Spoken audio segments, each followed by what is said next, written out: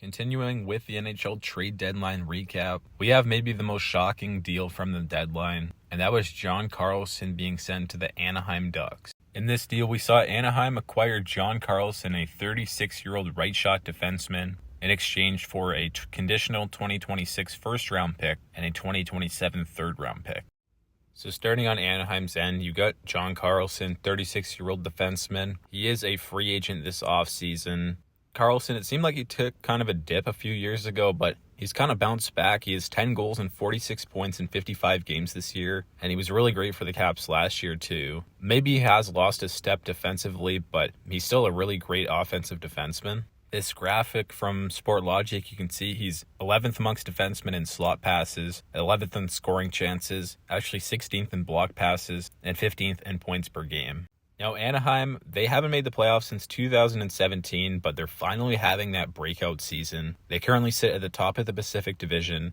Now, they have an 8-0 record in the shootout, so they kind of are shootout merchants. And I don't know if their play style really lends itself to having a deep playoff run. They are dynamic offensively. They have so many great young players that John Carlson can come in and work with, like Leo Carlson, Cutter Gauthier, Beckett Seneca, Mason McTavish, and Jackson Lacombe on the back end. So Pat Verbeek, he really just went out, rewarded his team for the season they've had. Maybe a guy like John Carlson is the thing that can help them win a playoff series. This is a really young team, and you're adding a veteran who has brought so much experience. He's a former Stanley Cup champion, and I think he can do some really great things for this young defensive core with guys like Lacombe, Mintyukov, Zellweger. Now, Carlson, I do think he'll mesh well with the offensive play style of the Ducks. Maybe you would rather see them try and get more of a defensively minded player, but I'm sure that Ducks fans would agree they would much rather see this than the Greg Cronin Ducks, who had no offense at all, and he kind of ruined players like Trevor Zegras, who is now thriving in Philadelphia. Maybe it's a bit premature to add a 36-year-old rental for a first-round pick, considering they haven't made the playoffs, and this is their first kick at the can. But the Ducks have so many draft picks and young prospects that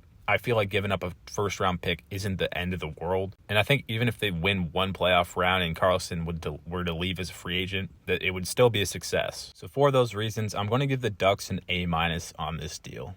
And for Washington, this one definitely hurts. You're losing the best defenseman in franchise history. I think Alex Ovechkin said it was the saddest day of his career when talking to the media the following day. But I do really respect Chris Patrick and Capitals management for making this deal. I think a lot of GMs would be too afraid to make this deal because of the backlash and they would face from the fan base. But this is just really good asset management. You're trading a 36-year-old UFA in exchange for a guaranteed first-round pick. Now, the condition is that if the Ducks make the playoffs this year, they get this year's. And if they miss, then they get the 2027, as well as the third-round pick.